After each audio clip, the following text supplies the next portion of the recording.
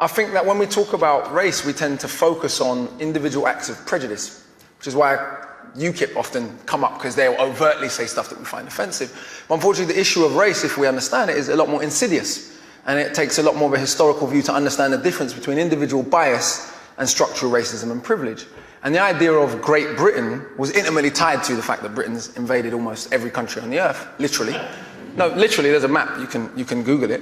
And so the idea of our greatness was intimately tied to this idea of empire, which was intimately tied to what Rudyard Kipling calls the white man's burden, to go and civilize all these stupid brown folks that have been writing and having civilizations for thousands of years. But let's forget all of that.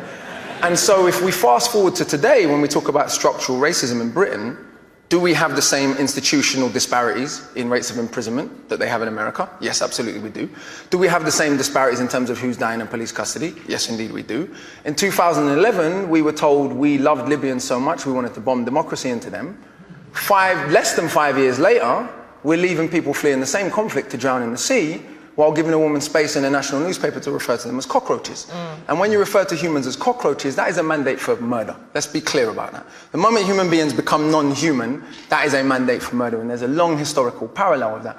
Today, Germany, the country that bombed this country, in our grandparents' lifetimes, so theoretically the grandchildren of Nazis can get in and out of England easier than the grandchildren of people from the Commonwealth who fought against the Nazis. And where do they come from? When we talk about immigrants, do we mean people from Australia and New Zealand? Didn't Boris Johnson go to Australia and say, hey, we're culturally the same? Was he talking about the Aborigines when he said that? We call them expats. Right. White people have such a different way of classifying themselves that white immigrants are expats and non-white immigrants are immigrants. So when we say immigrants, if we go to border control, we can go there, Yarlswood, and we go and look at who's there. It's not a bunch of white people from New Zealand. So we have structural forms of privilege and bias that are much more insidious and much more difficult to overcome.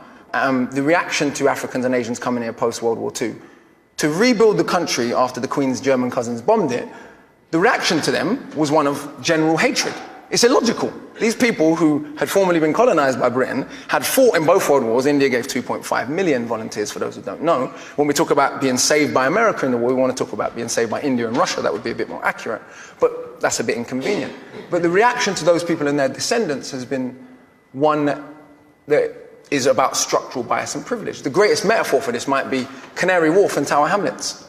Sure. If you look at that predominantly Bengali community that has to look at Canary Wharf every day, how many of those people work in Canary Wharf other than to clean toilets? I only got into that through grime. So the first thing, I'm listening to grime records and they're all rapping about E14. Yeah. And I'm going, where's that? And I'm like, Canary Wharf? Yeah, they're definitely not rapping about Canary.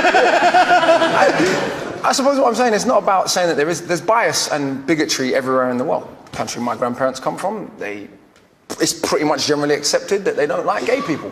But what's interesting, race even plays a role in that. In Jamaica, we have disgraceful homophobia. No one ever says it's because of Christian fundamentalism. Because even though it is justified in explicitly Christian fundamentalist terms, because only Muslims do bad stuff because of their religion. Because we know almost all the Muslims in the world are brown. Whereas when a German wings pilot crashes and kills 150 people deliberately, or the man in Norway killed nearly 90 people. I was in Australia when that happened. This is how uniform the agreement is that white people will be portrayed differently. The Australian media referred to Andres Breivik as having terrorist-like tactics. Yeah. I mean, to think about that. Yeah. This guy killed almost 100 people, and he's just almost a terrorist. And he'd written a crazy thing about Muslims. No, it's very clear. I mean, he was a terrorist by any standard. The idea that white is right isn't just a European idea. It's an idea that has had insidious implications, because no matter what, the 700 people that were left to drown off the coast of the Mediterranean, were they white human beings, they wouldn't have been left to drown. And they certainly wouldn't be called cockroaches. Well,